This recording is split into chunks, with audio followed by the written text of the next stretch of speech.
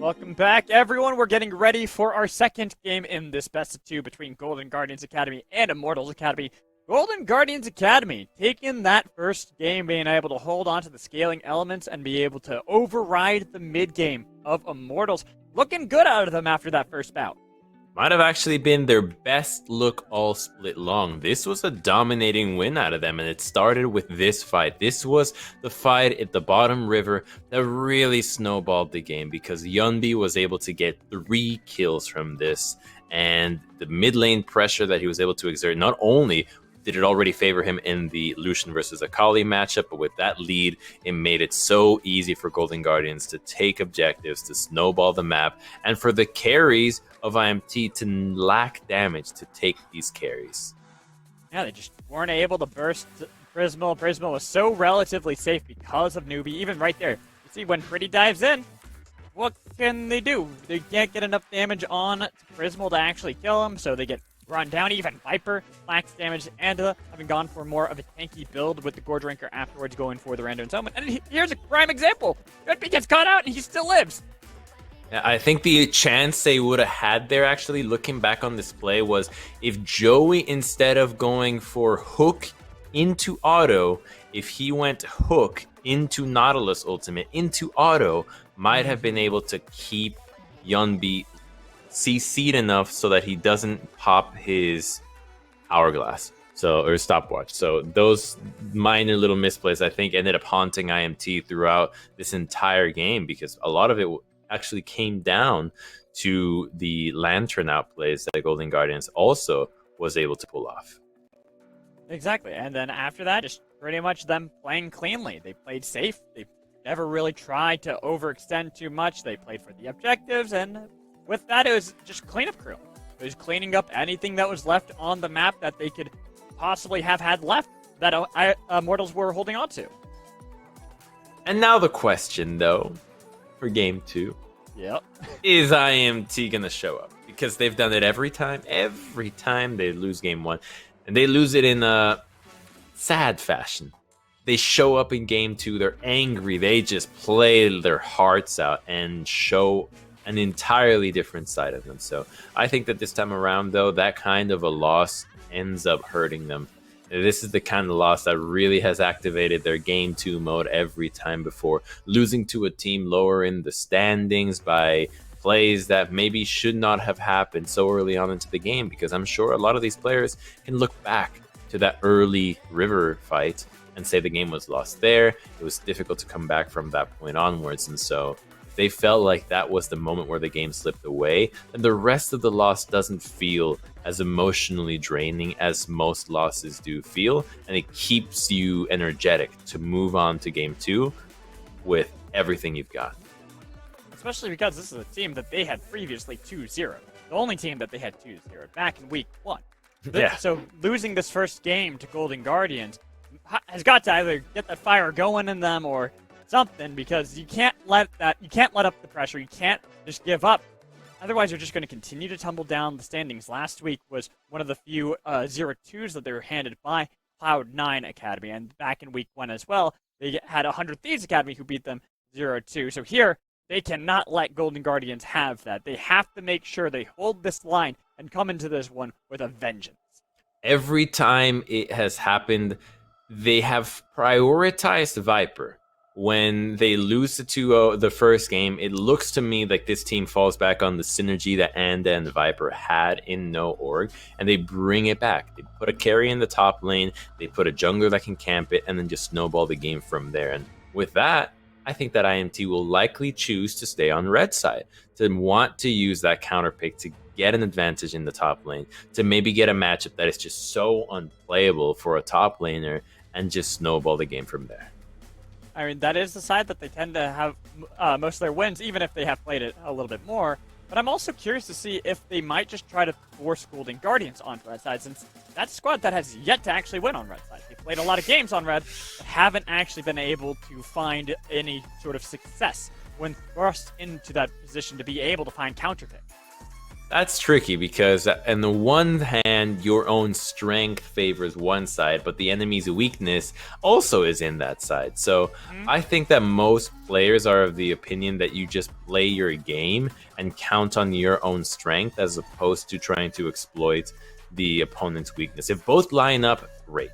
But if you can, priority on your own strength is how I think most players like to approach League. So this makes me think that IMT, despite Golden Guardians not having come up with a win, has no problems giving Golden Guardians a salty side run back and keeping themselves on red side and looking for a pick in the top lane that can be more punishing than the Nocturne into Lee.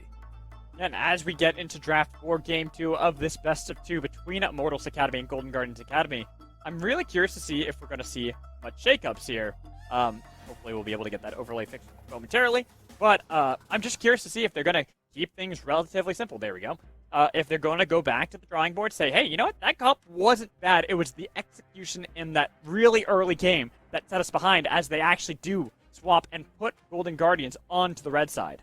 Okay, that's interesting because there are picks that maybe are just too strong that you don't want to ban. And it's Set and Lee Sin. I mean, it's these two time and time again, the usual suspects in every composition nowadays. They are exciting, but they are always there. And so none of them have yet to be banned. IMT will get their pick of the litter in one of them at the very least if Golden Guardians wants to ban that. And it would be a deny pick from Niles. It's something that is also very difficult to punish. If you're trying to counter someone, you don't want them to have a champion that has mobility, sustain, disengage, and kill potential. I mean, this champ has everything you could possibly want. So Golden Guardians recognizes that and says Set and Lee will both be up. Take your pick. IMT takes Set. It seems to be the new wave of priority. Cloud9 also favors this, so IMT will follow in their shoes and take Set as well. I completely agree with this as well. You just go for the simple trade. You say, here's Set, you get that, we get Lee Sin.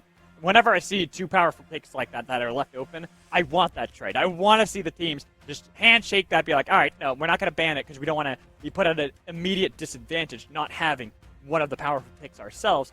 But I do like this Set a lot better for Immortals just because we have seen what he can do. It's a little bit more consistent than Lee Sin just because he's going to be a lot more deceptively tanky than Lee Sin while also being able to unleash a lot of damage.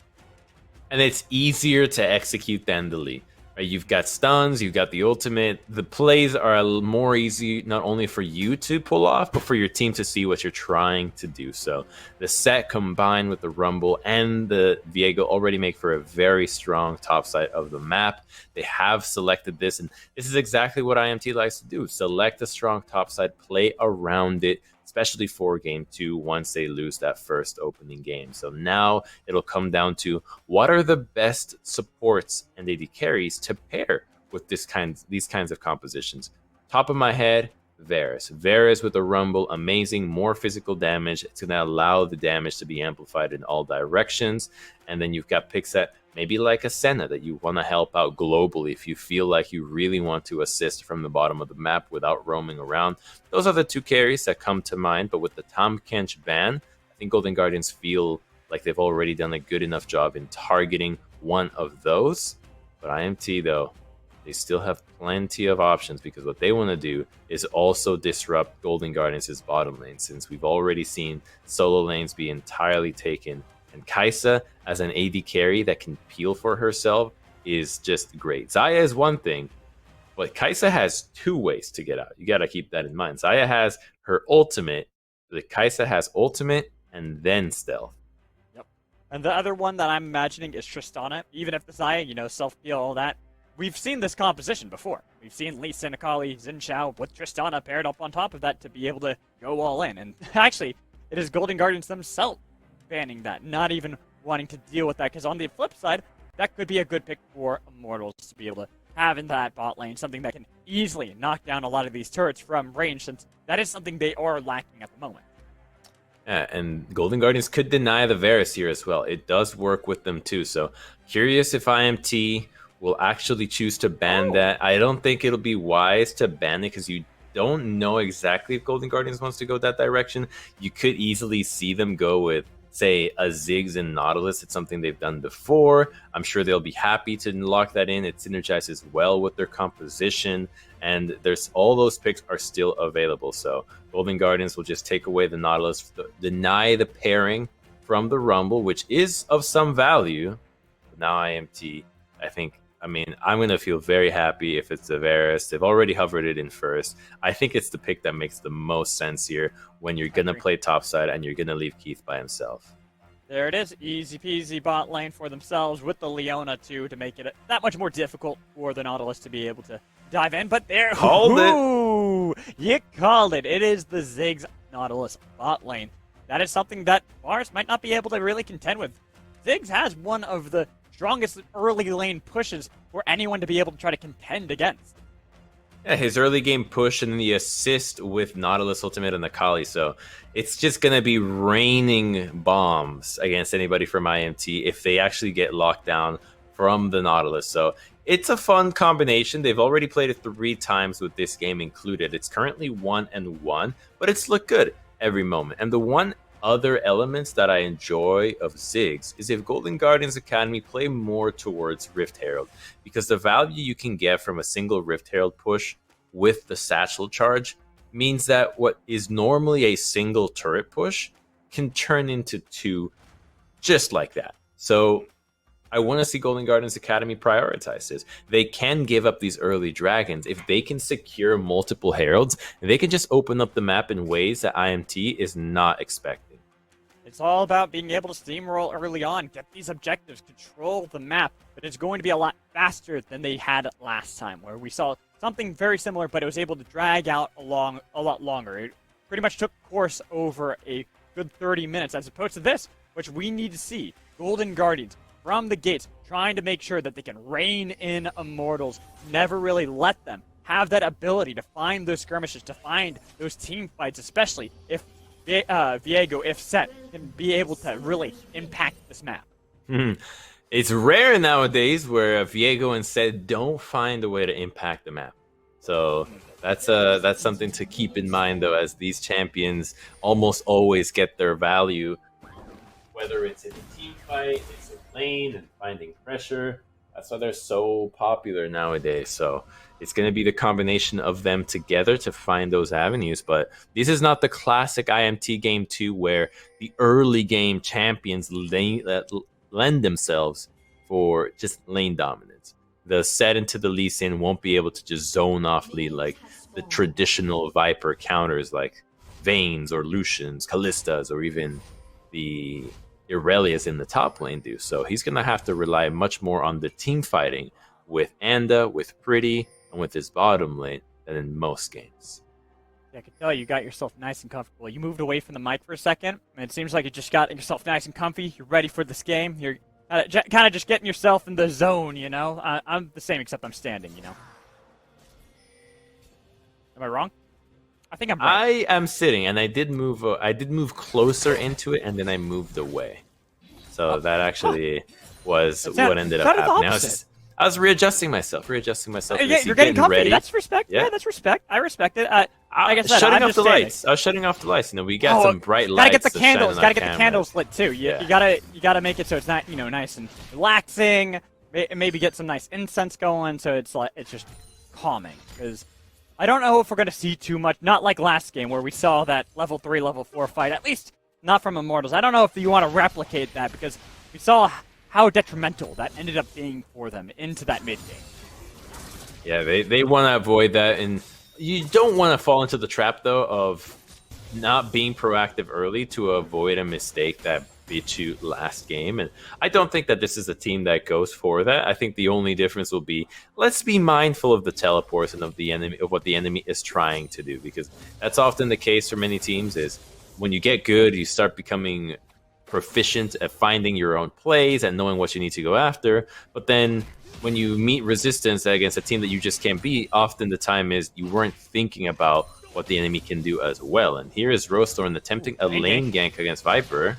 Looking for the slow, but keep in mind, look who's nearby. Anda trying to see if he can rotate in time. Haymaker shield, not there yet. They got the face breaker. There's the shield, and there's the punch. First blood double kill for Rumble. I guess I was wrong. Level 3 works out for Immortals. Oh man, that was filthy. That was filthy. Golden Guardians overforced because they felt like they had an opportunity. Look at this T2 though. This is beautiful. Viper holding on to his haymaker at the final moment, flashing away, and then there's just no chance here for Niles. He could flash, but he doesn't have safeguard, and so Rumble could follow him up.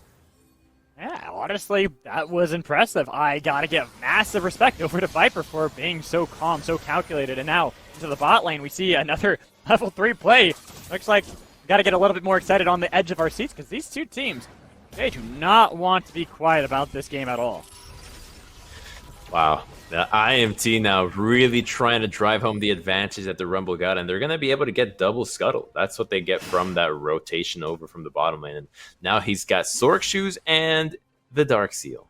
Very interested in getting ahead. And back to the top side with Viper's Wave still attempting to crash. That's what Golden Guardians wanted to capitalize upon, but I tell you, Magical, that gank was just so forced. It was one of the most forced ganks you would ever see because it is entirely based on the assumption that the Rumble is not on that side of the map. Because otherwise, exactly what you just did happened. He had to dash into the creep wave and then use his Wind Becomes Lightning and then wait for the charge to come back off cooldown. So the amount of things that would have needed to go well for it were just too damn high. Now Niles has to back off. Look at this.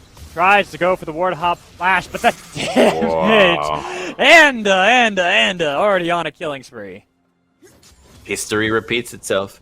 IMT's just mad. And 3 kills. This Rumble is just so giga-fed.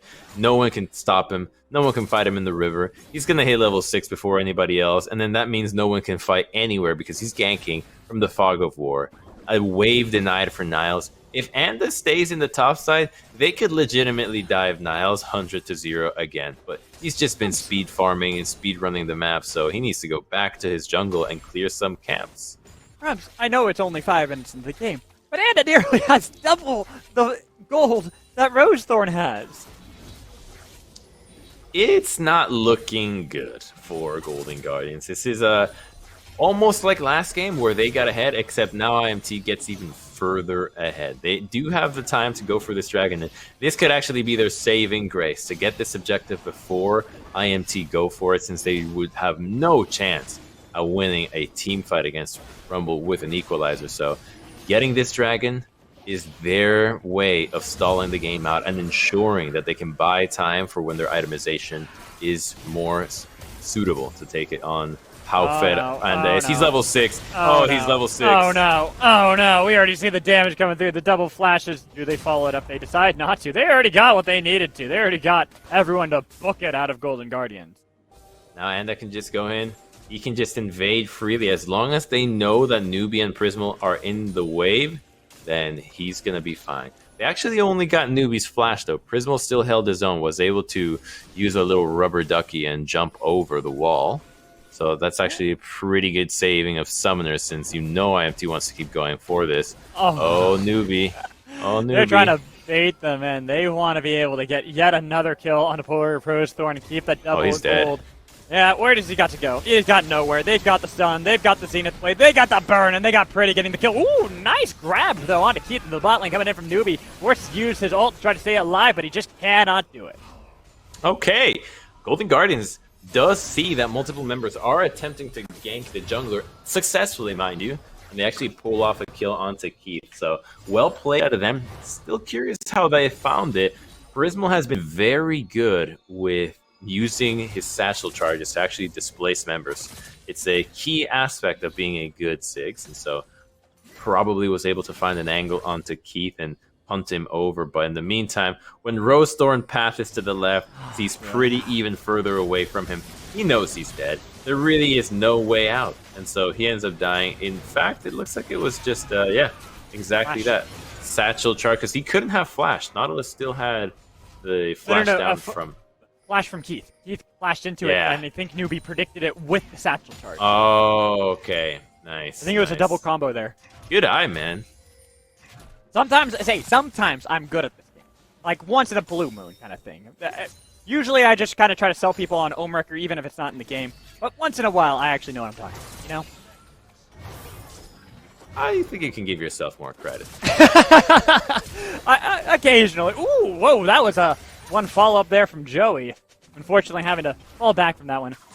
But right now, looking like Immortals, game 2 buff, they constantly have it. God, every time I see this from them, I just imagine how they're going to be when we get to best of 3s, best of 5s into the Proving Grounds tournament.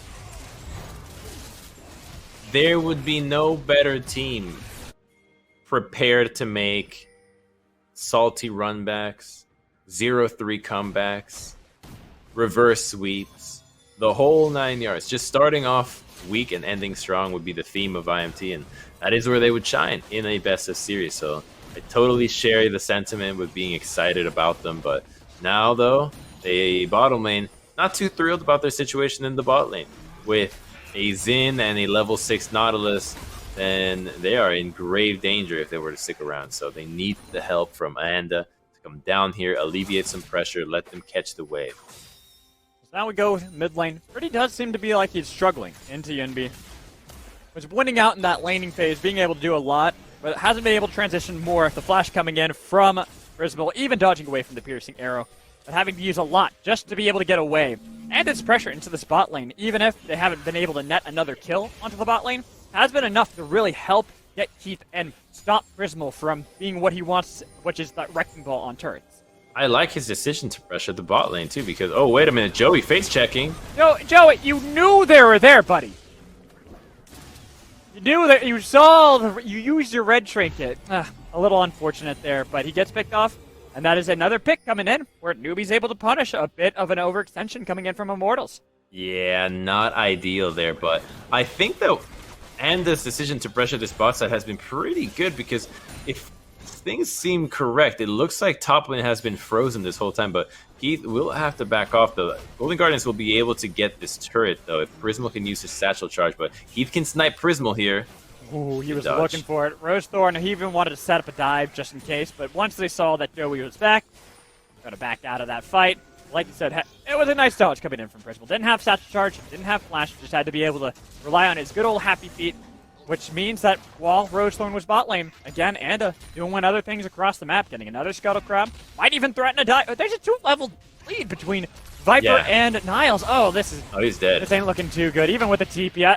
Nice kick. Trying to see if he can jump over the wall. The flash coming in from Anda. Does have the equalizer, going to get the burn. Try to see what they can get back on that, but Yunbi, that's a lot of damage. Shuriken flip with the perfect execution into the back line. The flash coming in from Rosethorn. Can they get the shutdown on Anda? They gift it over to Yunbi. That's going to be lovely for them to be able to pressure this mid lane.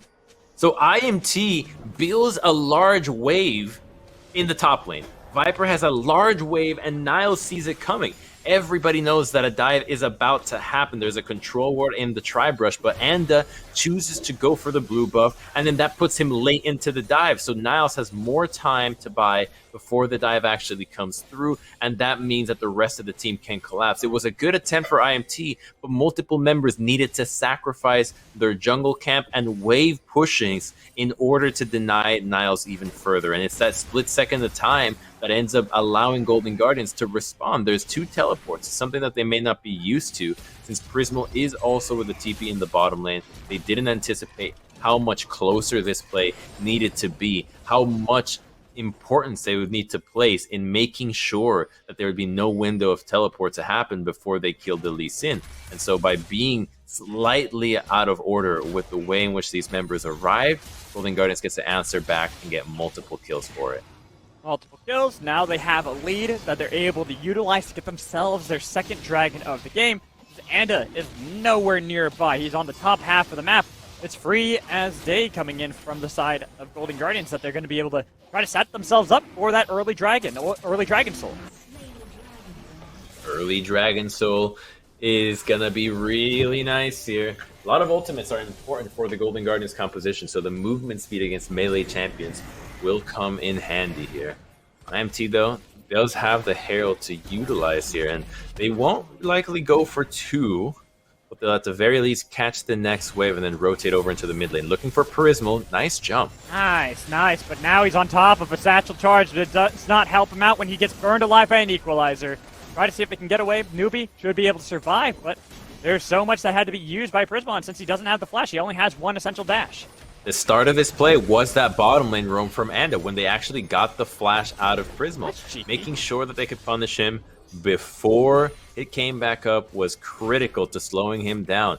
Ziggs can be a huge nuisance in slowing games down, especially ones that you're trying to accelerate, trying to snowball.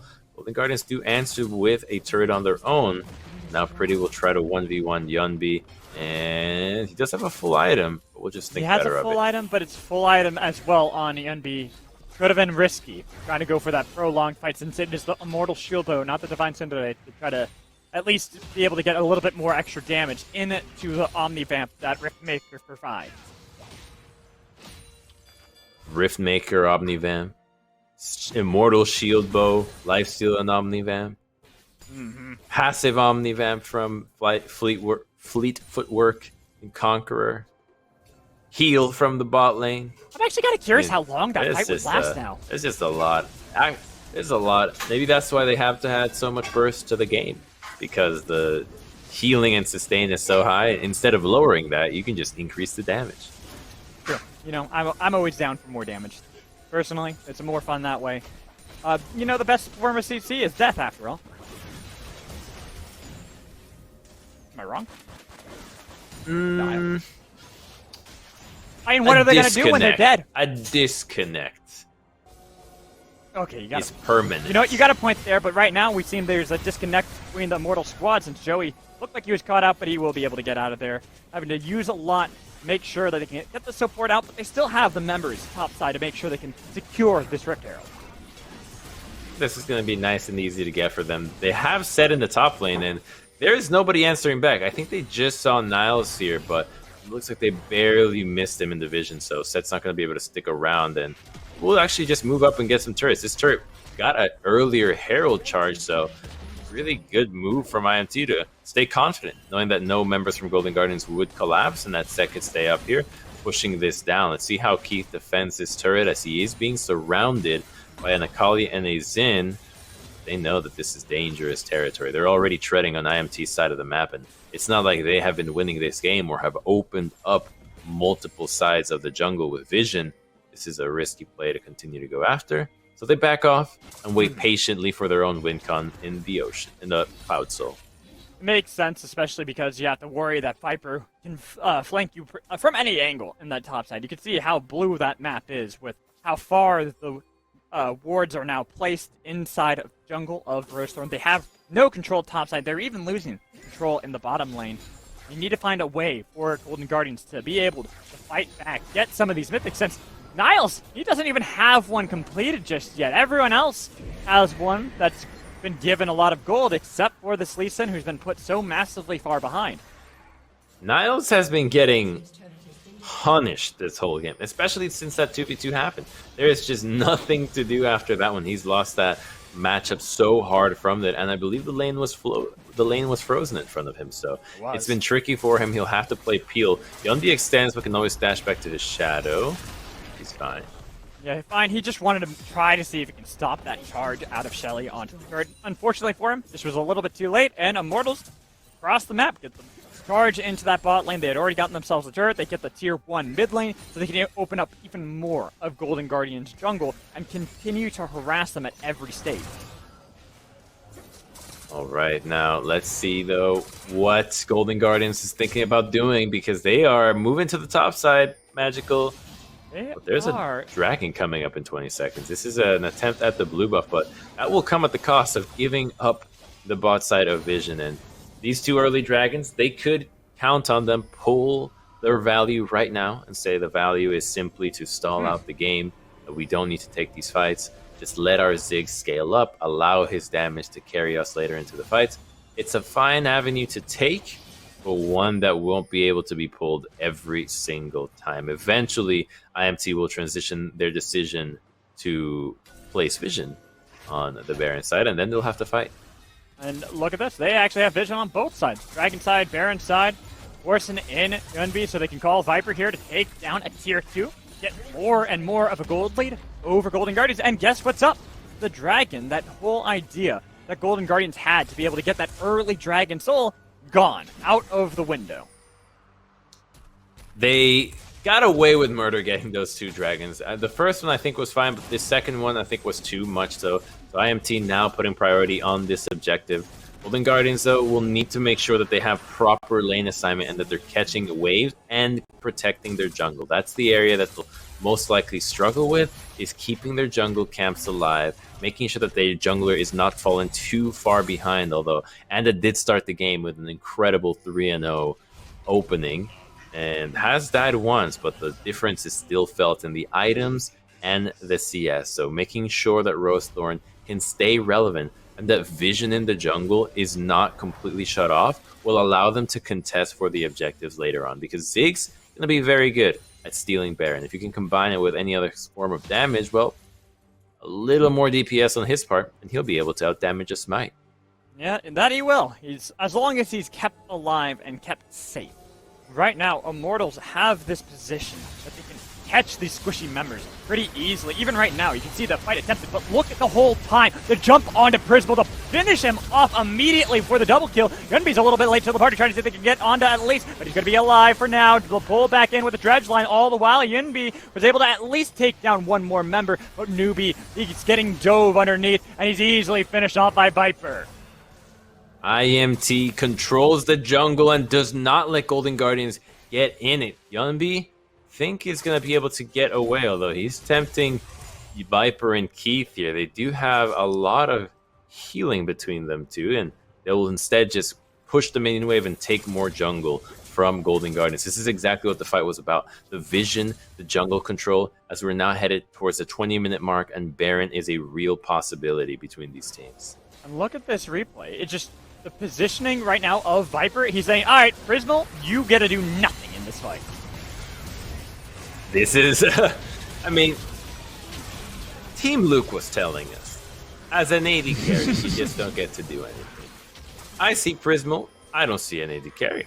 I see a control mage, I still see the same outcome where he just does not get to do anything. Oh no, I rinse and repeat, same story here. Yeah, it's like Team Luke said, ADCs right now, if they get jumped on, they're just dead. That's why Varus is so good. Tristana has the safety, the resets. But Varus is half a screen away. Varus is really far away. If you don't have hard flanks from multiple angles, pretty hard to catch on to him. But IMT, instead of going for Baron, they're looking for Yunbi. Pops the Shroud.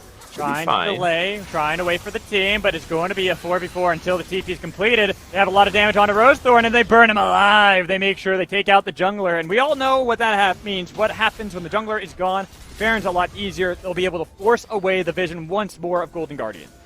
Prismal can TP into the fight if it gets hairy, but IMT is not going to go for the objective just yet. This is not an auto attack speed Varus. This is lethality Varus, interested in poking, so the DPS against major objectives is low. They don't need to take that risk at the current moment. They can just continue to run the jungle because it's been working. 2 plays in a row, they've caught members of Golden Guardians, and it's allowing them to slowly build this gold lead. It is now at 7,000 gold, and so there's no need to focus on the objectives if you can guarantee that Golden Guardians will continue to walk into you in an attempt to defend it. You're happy with that. God damn, look at the gold difference in the top half of the map for Immortals. Playing around Viper, playing around Anda at the moment. Even Pretty's got a pretty decent amount of gold built up for himself. Only matched because Yunbi himself has been able to pick up some gold for the team, but that's really it. That's what they're trying to rely on now, is if this Akali can assassinate a target, but we've already seen what happens when Akali's not properly far enough ahead. She just doesn't have the damage to actually burst anyone down. Yeah, and she's at that point right now because IMT's members have so much damage, so many items, but also their spells work as excellent peel against her. She's going to have a hard time engaging onto Viper, though, looking for the solo kill. Trying to see what they can get. Viper has got a little bit of a shield if he needs to. Perfect execution just doesn't help out. Here's the Showmaker. Now with the Shuriken flip, there's the Haymaker shield, but with going golden, Yunbi might be able to flash in 5-point strike, has the passive. Has to be so careful here. gets pulled back in. That could mean death. All the while waiting for Niles to be able to show up for the heal and the shield. Does not get the Sonic Wave, but flashes in, trying to pick up the kill so that at least they can get one. What's going on with the Immortals on the other side of the map? They're getting nothing while their top lane gets shut down. They're rotating down. They didn't go for an attempt at Baron. They were trying to catch Niles. He doesn't have teleport, though, so they'll have to guess. Can Anda drop? Yeah, they see him. He's dead. Yeah, he is totally dead here. Does not have kick, does not have flash, only has a dash, trying to get away, trying to use the Sonic Wave. Do so, cannot, and Joey will pick up his first kill. Now, what does Golden Guardians do with this? Is the push in the mid lane enough to actually get them a turret? It's going to be the Zig split pushing here. If he actually gets his turret low enough, he will get a tier 1. So, all in all, I mean, it kind of benefits Golden Guardians. They were never going to take a fight at Dragon. They did have a fight. They did kill some members. It cost a lot of flashes, but it got you a tier 1, and that will be very important in securing vision for the Baron. The one objective that you really do not want to be giving up yet. It just seems like silver linings at this point, though. Constellation prizes for Golden Guardians, because even with that, even with Shutdown, picked up by Niles, so now at least he has some gold and is going to be able to do some damage here. They're still 7,000 gold behind here at 24 minutes into the game. Baron still up. They weren't able to wrestle any vision away from Immortals, and now Immortals again can enter their jungle and try to make a play. The TPs are coming through. The red buff finally is taken down by Roshun, but Joey could be the target. But look at Pretty, look at his position. Try to see if he can get over the wall to be able to pick up anybody, but they're going to be able to get the kill onto Joey as Anda is still alive. And here's the dash back in, the re-engage coming in from Immortals, even though they got the dredge line coming in from Newbie. Trying to see if they can take down. They got the shutdown they needed to. They've taken out Pretty. Viper's in the middle. The shield is not enough. He's getting chased down, and Golden Guardians are able to fight back and be able to pick up 3 kills, maybe make that 4, because Keith cannot get away from Rose Thorn. That's a huge win for Golden Guardians. The jungler is alive. Anda has flash, but there's no way to let him get into the pit. They find the miracle fight, defending the red side jungle, and IMT just didn't have enough members right away. So much damage committed to the initial tanks, and they were able to survive while the carries lived in the back, while Akali was able to engage. So you've got Varus ultimate, you've got Leona ultimate, and Equalizer all on Xin and Nautilus. So then when the Akali arrives, when Ziggs is on the backline, they have no way to peel themselves. Only Set arrives now, but Rumble is already out of it. Pretty is too low to be able to survive. With a good flash from Newbie, prevents him from getting the reset, and with Viego not popping off, it's so much easier for the team to survive. Great move at the very end there from Prismal to actually keep Keith interested in the fight, stay alive, get another kill, and take 4 members down. The gold is irrelevant now. Golden Guardians have done everything they can to claw back into this game, and here they are attempting to stop the IMT pain train that is usually their game too. Golden Guardians look like this has been the week where they've made the most improvements out of any other in this split. From 7,000 to 3,000, the deficit now far smaller for Golden Guardians, and with the Baron buff on top of them as well. Not much that can be played by Immortals. They have gotten every turret that is outside of the base of Golden Guardians, while there's still so much of that ambient gold left up for Golden Guardians to be able to completely squash that lead. Well, Golden Guardians, with the lead that they're now facing as they need to surmount it, doesn't feel nervous. They don't feel on the clock anymore. Ziggs is about to get to the place where he really wants to be. He's going to have his Seraph's Embrace very soon. There already is a stopwatch and the Hourglass built into Yunbi. So Golden Guardians now just have to execute. They now have to find the fights that suit them best, and still playing front to back with Prismal and the rest of the team in front will have to be their order. Now they have to be mindful though that IMT is very aggressive. They have been looking for fights, and the last time was actually them starting it. So multiple members of Golden Guardians just cannot afford to get engaged upon if they don't have the backup ready to go. Last time they did, but now with the Baron push, they have to be extra careful. Especially because last time they had the TP advantage. Viper did not have his TP. Pretty only barely was able to get his back up, but he wasn't able to actually use it because he was already a part of the fight, which meant Golden Guardians had that man advantage, and it was a lot easier for them to pick apart Immortals. They just got to play patiently and wait out some of these cooldowns for themselves. They've gotten a lot of gold already back for themselves, but you do not want to just completely mitigate your own lead by getting a little bit too greedy, since you do not have the cooldowns necessary to be able to punish. Exactly. They still recognize that they are behind, and they don't want to greed out for that because they don't actually have enough vision on every side of the map to know that IMT won't find the flank. They only have vision a little bit around mid, a little bit around the red side, and that's going to allow them to transition this into a dragon. But the TP's coming out for IMT. Newbie. They want to catch Nubia. They got him. Newbie, he's looking pretty tanky though with that Abyssal Mask. You can see Niles fighting with Pretty on the other side. The kick comes through, but now he is completely split away, trying to see if he can completely bail out of the fight. Has the flash necessary if he wants to. The whole while, he's finally able to flash away, and now Golden Guardians are here to see if they can punish. Where the hell is Keith? He's still mid lane. Niles goes Golden to be able to survive. The Equalizer comes out. The flash comes in. They're going to be able to get the kill, and they can be able to steal the souls of Xanda. Be able to go Golden. Waiting the whole time for Keith to be able to show up. But Yunmi, he's going into the back line, looking for the execution. He got it. Shut down. Double kills. Gifted over to Rosethorn. The flash away from Viper, trying to get away. Trying to be able to get into the waiting arms of Keith. Only a little bit of poke. Piercing arrow with the Chain of Corruptions was able to disengage, but they lost 2 members for that fight, only being able to pick up Niles. That's going to be enough to go for the dragon. And that was, again, IMT being the aggressors. They see an opportunity. They go after Newbie, but he is the tankiest member on this lineup. Keith attempts to go for a steal. Rosethorn does have flash, though. Or smite, rather, so it's not going to be secured. And that was Golden Guardians defending their support well, and IMT just too desperate to find the pick. Didn't realize Keith is absent. He's slow. He's clearing the mid lane. They just can't move so fast away from his carry when he can't collapse. So Niles here gets a little bit greedy there, trying to group up with his team again. Ends up buying time with the stopwatch, but the rest of the team feels confident in taking these fights because, well, there's no Varus. A lot of the initial damage has already been spent on the Lee Sin, and that makes it so easy for the rest to collapse. When there's no real threat coming on towards the Akali, towards the Ziggs, the rest of the team has no problems dashing forward, using abilities offensively since they know that they won't be targeted. 3,000 to 2,000 now, Crumbs. We have a dragon lead for Golden Guardians yet again, 1 dragon away from the Cloud Soul themselves. This has been one hell of a comeback from them so far. This story that normally the Game 2 power buff that we see out of Immortals has gone out the window as they just got a little bit too greedy. They need to play as a squad. They were playing as though they were the ones with the ADC that had TP, as opposed to being Golden Guardians who have that.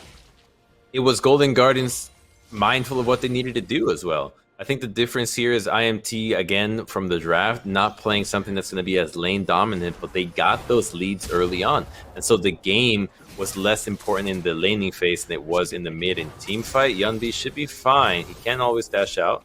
We'll do that to avoid Pretty. Has TP as well. That idea of trying to be able to might not actually work out for them in the long run. On Immortals, it looked nice at first. Pretty was able to get a good trade of damage. But once you have that TP reset, it's just going to be... Yunbi doesn't even have to use it. There's no pressure because there's nothing really to secure on the map for Immortals at the moment. Well, let's see if they want to go for Baron, though, because the only thing that has just happened is Prismal used Ultimate in a really bizarre way. This is going to just burn so quickly. Rosethorn won't be able to make it in time. They need control wards to face check this. They have the control ward. They place it over. Prismal's here. Does not have that ultimate, like you said, but it's now 25%. Trying to see if they can get the fight onto Joey. They actually are going to now peel off and turn on to Newbie, but is Newbie the target you want to be able to get? He's pretty low. Finally finished off, and it's going to be Pretty with the resets. Newbie was in the backline trying to be able to get Anda, but he just could not accomplish it just yet. Not gradually coming in from Pretty. Instead, he's got to use the Heartbreaker to see if he can get onto anybody, and now he's split off from the team. Why do they keep splitting off like this? Pretty takes so much damage coming in from Niles, as Golden Guardians, despite having lost a member, are still here to fight. But now the TP from Viper to scare away the members of Golden Guardians, trying to make sure they do not give up any control of this map that they have been able to drag away from Golden Guardian. IMT want to keep going. There's still a few members that are healthy. It's Viego and Set still pushing forward, looking for the waves. Holding Niles, okay. All right. I think they're just trying to cancel the recalls right now. They realize that Pretty was trying to go into the backline, and they're trying to see if they can continue the fight onto any member, but there's so much damage on the enemy. How are you alive? He dives back in! Tries to see if he can get away, but Rosethorn's going to be the target and shuts down, but they've got the kill on Akith on the backline. Niles trying now to see if he can get away, if he can be able to escape. Should be able to, but it is a 1-for-1 fight, but the jungler is down for Golden Guardian. Jungle is down, but IMT's now low. They spent their last resources of health going for that fight again, and they're not going to be able to get an objective out of it. So we come to a dead even result after that fight. There's only now waves to attend to. And both teams have control wards around the Baron, so sneaking it kind of out of the question. Newbie might be caught out by himself. There's no one to help him. This death could be everything. Oh no, yeah. Newbie. Even though they got the TP coming in, Pretty might be able to get the Heartbreaker, but here's Niles trying to help out. Pretty scared away. Newbie will live, but with the Dragon up in 45 seconds, are they going to look for a trade or are they going to look for a fight? That fight was so long that Newbie's ultimate did come back up, but now Golden Guardians feel like they have to react. They have to do something. Diego's in the bot side. He does have teleport, but Nautilus has base, and the important thing is that his vision is imperative for Golden Guardians to feel like they can march into the jungle. They need him. That's another Ziggs ultimate used to try to stop Golden Guardians from needing to defend this wave, for allowing them to go to other sides of the map, but it ends up with just being IMT seeing another Q for another free objective. They can get this dragon and then be on soul point. And Pretty, too. He was able to push that wave up so far to make sure that they can keep Niles here in this bot lane. They both have TP available to be able to join any fight, but you can tell Immortals want to be able to get themselves within soul point. This is Immortals now facing a decision, though, as Golden Guardians thinks about Baron, but they just don't have the DPS to burn this down. There's no Blade of the Ruined King. There's no Kraken Slayer. There is just a Ziggs and the Sins Out. Now it's back to the fight in the mid lane. Both top laners have TP in the side lanes, but Golden Guardians with the Ziggs has no need to put themselves in harm's way. They shouldn't be in range to get engaged upon unless IMT finds a flank, which is why vision in the jungle is so important. If you're going through the lane, chances are you're not going to be able to surprise the Ziggs, to come at him from over a wall, to flash behind him, or even just walk around the long way through a lane, wait in a brush, and engage upon these critical members. And so it's going to be up to IMT to get creative if they're actually trying to surprise Golden Guardians and get the engage that immediately takes out Ziggs. The thing is, you can try to take out Ziggs, but if these fights continue to be as long as they have been, the double demonic embrace on the side of Golden Guardians, Ziggs is not going to be as easy of a target to actually burst through. And then you have Niles, who's completed a Guardian's Angel just to make sure they have even longer to prolong these fights.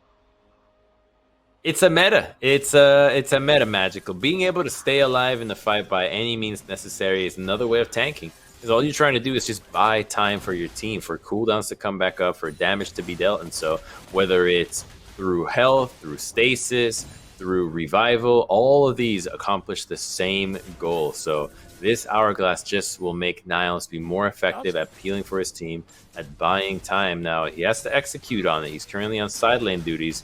The Golden Guardians has no qualms of defending this top side with 2, 3, and sometimes 4 members. This was their scene of success where they won that fight previously, where they earned themselves a Baron. So they know how important it is to defend this area, as it's already paid off.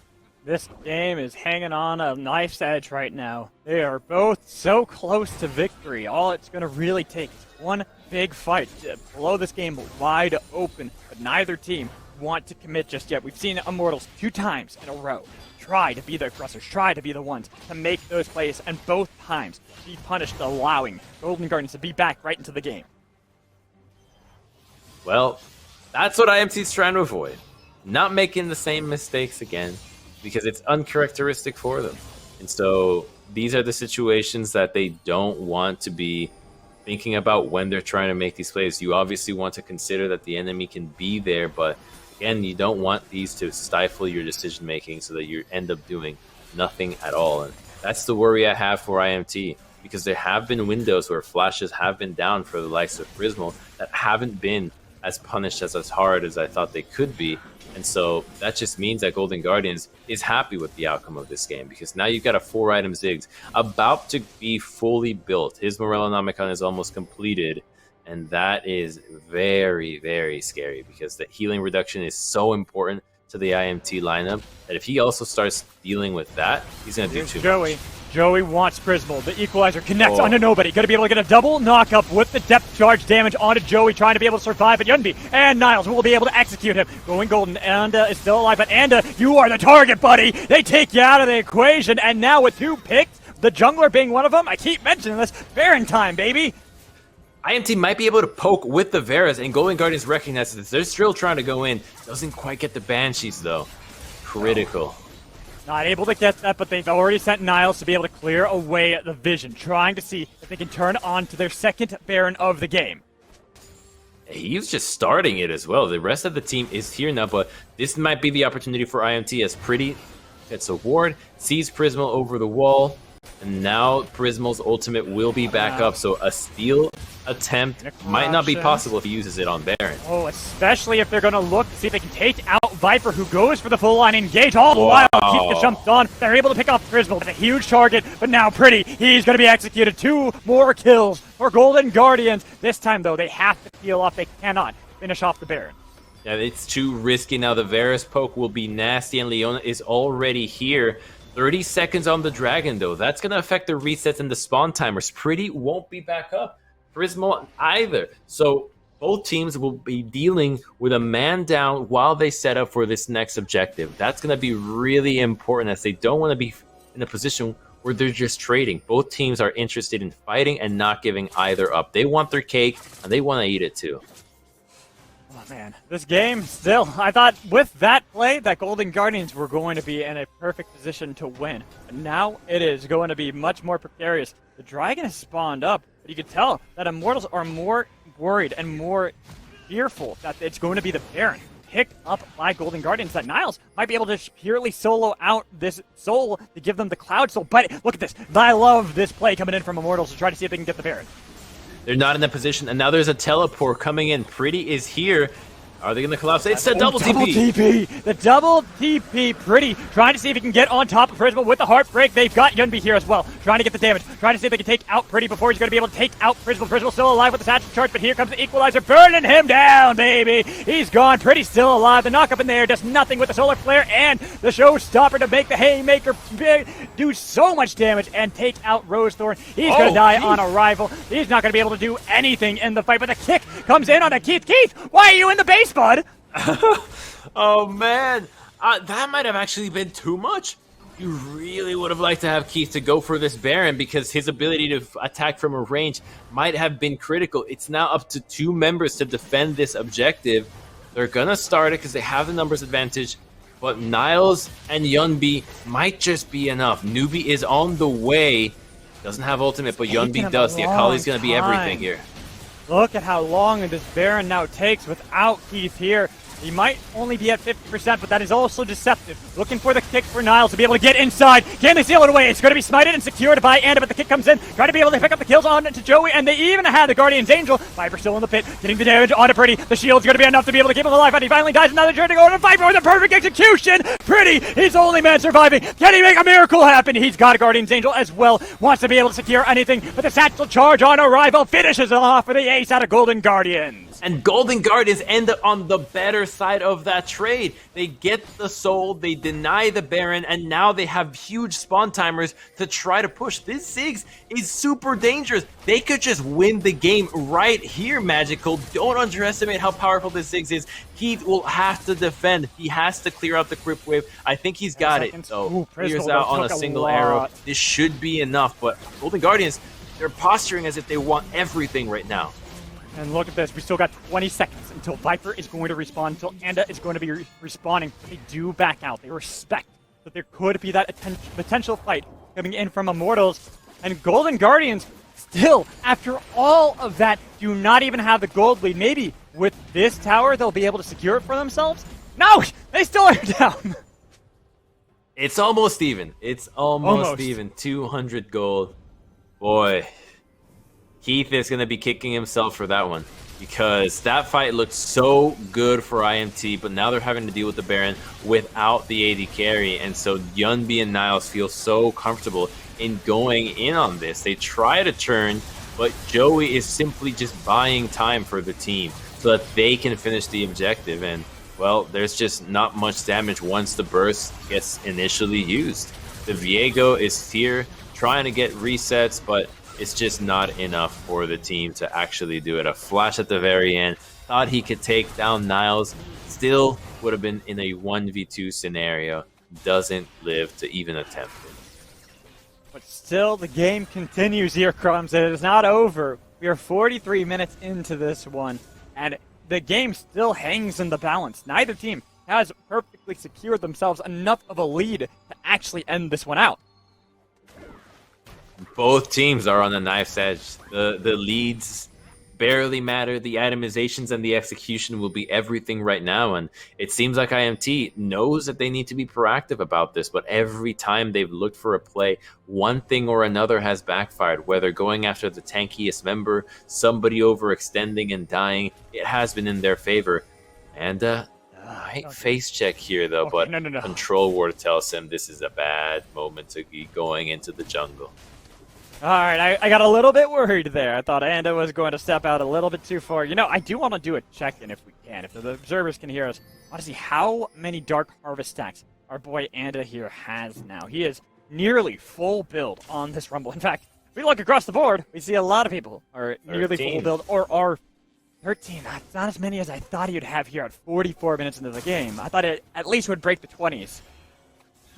Well, normally you'd think between assists and kills you'd be able to math it out to having about the same, but his equalizers have just done so much damage to people at full health that by that time it counts as an assist but doesn't actually give him a harvest stack. Yunbi has ult to get out. He does, and he's trying to use it to be able to get out with Twilight Shroud. Double a perfect execution, like you said.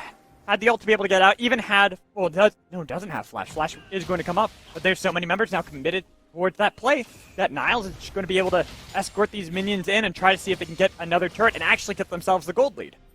He should have it. He has Sin and Newbie backing him up, so they are getting something on the map, just breaking the game a little bit further open. And now, without Zig's ultimate, though, it seems like Prismal is just relegated to wave clear duty, something he's been doing for quite some time every time we've panned over to the Ziggs. Not shy about using that ultimate, not on the longest cooldown, but on the chances that it works out. I've been liking how he's been using it. Niles could be in trouble. Niles, why are you fighting for this play? This could be a huge pick. They've got so much damage on to Niles with the Solar Flare not connecting, but it doesn't matter. The burn was more than enough. And now, we were saying that you gotta stay together as a team. What's coming up in 24 seconds? It's Elder. Oh man, there is just no justification for going for that play. You don't have enough damage to take down Viper without him CCing you long enough for the rest of the team to arrive. And now it's a 40-second death timer and the dragon is spawning right away. IMT has a 5v4 advantage that Golden Guardian has already burned an ultimate. How could they possibly overcome this? I don't know. You got to hold on to that big old rocket there, the big old missile, as Rosethorn dives in onto Keith, but does not have the damage just yet. The dragon has been started. They're trying to see if they can at least make sure they can control this. They can grab this objective. Viper down to 50%. Same with Keith, though, waiting it out, trying to see if they can delay long enough for Niles to be able to TP into the fight. It's down to 50% now, but both teams have to be so careful. This dance is precarious. Neither are committed for this tango, as Rosethorn on the other side wants to be able to get that cheeky steal. Not going to be able to dive in. He's done. It's not going to be stolen. It's going to be smite secured for Immortal. The flash comes in from Pretty, looking for Rosethorn, but he's knocked up in the middle of everybody. Niles, who just TP'd back into the fight, has to go golden to be able to survive, but he's going to die on arrival. We already have the Elder Dragon being able to smite him down, but it's only one more member on Golden Guardians that is secured, while it's going to be the Elder Dragon for Immortals. That just cost so much for Golden Guardians. They had an inhibitor in the mid lane taken down this whole time. They had pressure in the mid lane. Niles teleports down, and it not only costs that spell, but it also burns the Guardian Angel. Flashes out of Rosethorn. Golden Guardians just simply attempted to try to go for a steal. That was their answer to the 4v5. Rosethorn is not able to get it, so the disengage calls come out. They are lucky that they left with their lives. Only Niles gets to go down, but now Baron is available, and so that initial play into the top side might have just cost Baron, Dragon, and maybe even the game. Everything has been lost for the side of Golden Guardians from that one solitary pick. There's no way they can stop this Baron, and now with the double Elder and Baron buff on the side of Immortals, they should be able to reset, go back to base, finish off some of those last items if they're still looking for it, and then push down for victory. Now they have Viego on the sidelines. They are interested in getting the flash out of Yunbi. That's pretty good cooldown to get right now. Kali's flash is very important here. It is huge to be able to make sure that Yunbi's going to have that much more of a difficult time diving into the back line, and now they have the Baron set up, they have the cannon minion here. With the Elder Dragon still on top of them, there's not much that Golden Guardians can do. They've already tried to see if they can clear out this gigantic cannon minion. It's taken them so long, and barely does the inhibitor live. Good news is that Prismal does a lot of damage. That is a ton of damage, especially against the likes of a Rumble. So if you can just keep him dead or zoned out, his damage is really low. But if you count on him to only use the equalizer, if you can just make sure that he never enters the fight and doesn't get to use his flame spitter, then you're in a really good spot here. So Prismal once again needing to be the star of this team, but it is now so rough there. They are lucky that IMT were not able to crack down that mid turret, so that's the value of the mid inhibitor. That's the value you get from the pick like Ziggs. Makes sure that these short range AD carries like the Varus are not actually able to auto-attack their turrets. Varus obviously loves to poke, but his auto-attacks are not long at all. And so as a sieging AD carry, there's so many better options. And so now that IMT feel even better in the team fight, it feels like it's going to allow Keith to be even stronger than he was before. Exactly. All he has to do is poke with those arrows. Keep Golden Guardians pinned inside of their base. He never really has to do much more than that. Maybe throw out a Chains of Corruption here or there. But really not going to matter too much. It's going to be wanting to get a little bit of damage back on Immortals, but Immortals are feeling very confident. They've got the Baron still up. They might not have that Elder anymore, but they do want to be able to crack this mid lane inhibitor, be able to answer what had been done to them last time that it was Golden Guardians with the Baron. That were the chains being used by Varus already. So that's a pretty big ultimate. Prisma already burned his as well. So both AD carries, both bot laners trading ultimates. Look at how fast that's coming back up, though. That is 3 Cloud Dragons that is on the side of Immortals. That is going to be back up immediately after already being burned, and there is nothing that Golden Guardians could do to punish it. As fact, they're now trying to go for any kind of poke, any kind of damage to salvage this bot lane, but they're getting harassed relentlessly by Immortals. This relentless harass just will not stop, and they don't have the ability to sustain themselves through it. This Baron push is so powerful, and in fact, it's really just Keith and Nanda using the ultimate, and then the dive threat happening if someone gets too low. They just got the turret, but now when it comes to the inhibitor, I don't think Keith can realistically step up into the base and expose himself to an engage, but here goes IMT. Prismal on top of an equalizer. Solar Flare still alive in the back line, but look at Viper getting a lot of damage on Anubia and Rosethorn, who is forced away, trying to get any kind of harass with the bouncing bombs, but it's just going to be Immortals taking themselves their second inhibitor of the game. Golden Guardians continue to be pushed back into their base, and it's again another near 7,000 gold deficit they find themselves in. This is a deficit that is best shown by the double inhibitors being down. The gold has relevancy, but the double inhibitors is almost a checkmate position. It's clinical now from IMT. They need to just go to the top side, let the waves bottom crash, and then just end the game. Let the minions do the work.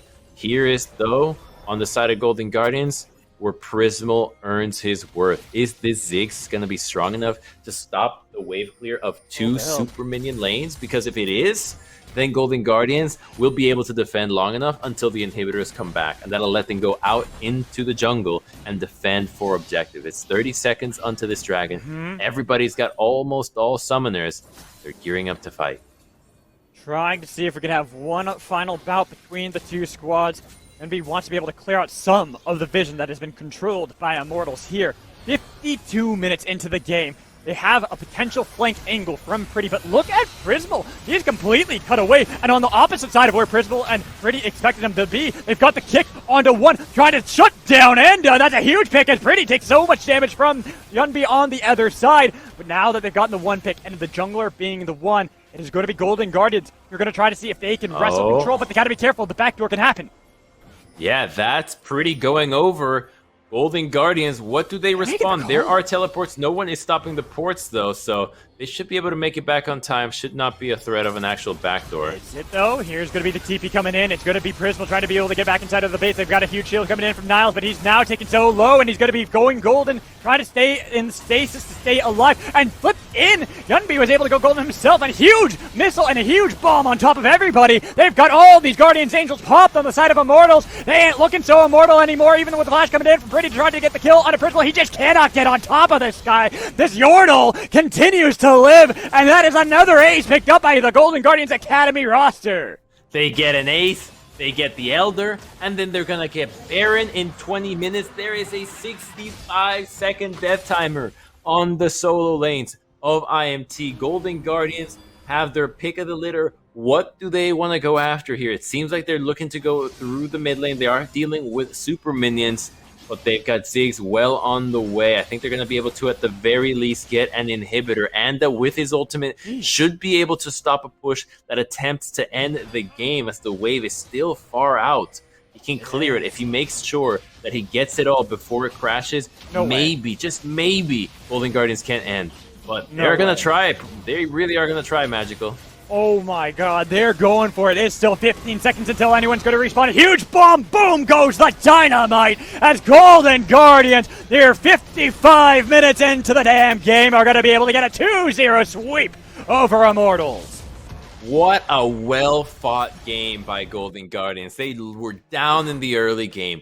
Down in the worst lane to be down, and in the top side, when Viper and Anda have carried so many games before, a Rumble 3-0 was not strong enough to take down Golden Guardians. They were fierce. They held on.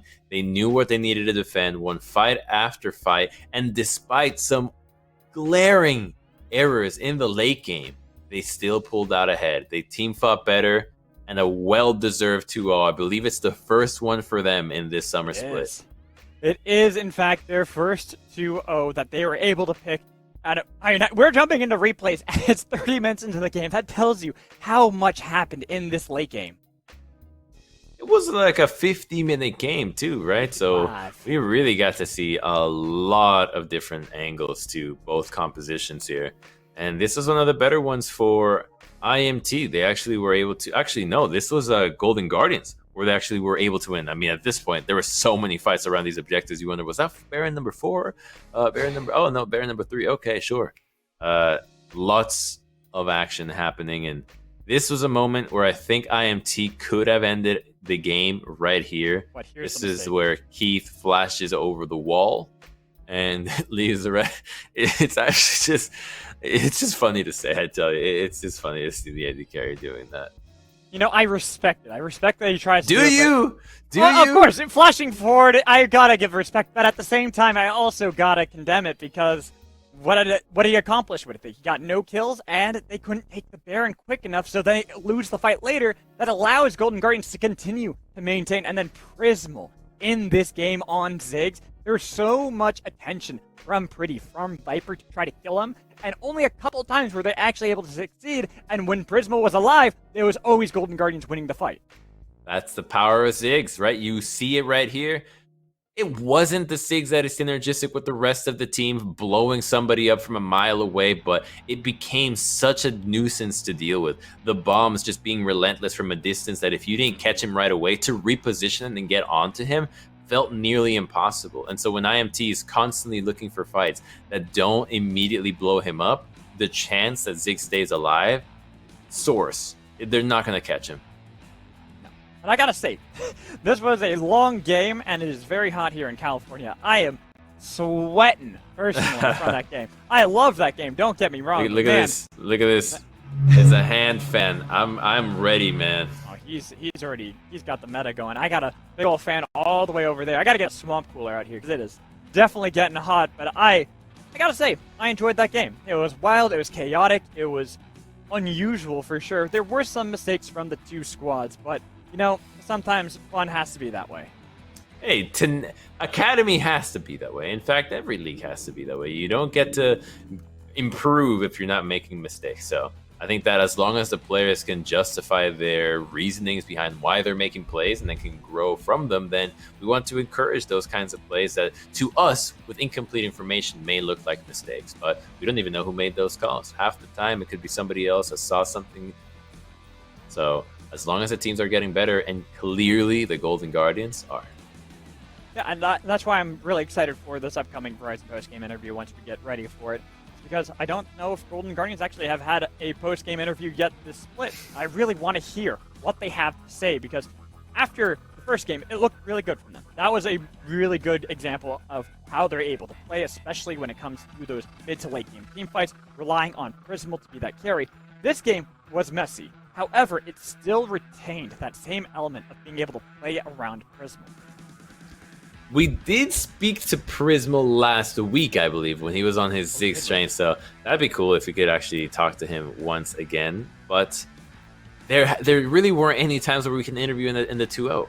Right? I think like the mood is entirely different to interview somebody after a 2-0, just knowing that you started off. It's not the end of the week. They have more games to play tomorrow, but it'll be look, that's some proficient note taking. I have lots and lots of pages, but yes, you were right. It was last week against the Dignitas squad. They won game 2 and were able to get the interview then. But yeah, I mean, going back to your point, it just would be interesting to see how Prismal kind of sees the ADC pool and how they're able to play around it. Are they going to start banning Ziggs? Right, that's my question. Is it worth it to ban Ziggs? Is he going to become more meta? Because I really think Ziggs is headed for the top. Ziggs is headed for the moon right now. Top LCS team at 100 Thieves plays Ziggs in the support role. Right, we're seeing Ziggs in the support role. IMTA LCS playing Ziggs in the mid lane.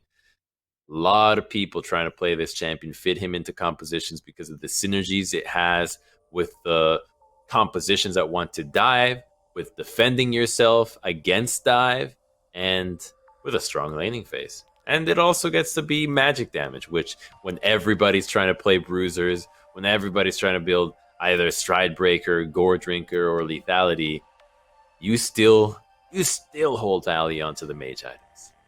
I will say I am curious to see if Ziggs is going to really be able to stick around, because 11-13 is going to shift a lot of what we expect, especially with the mobility tree being nerfed pretty heavily on what champions end up maintaining their presence through that.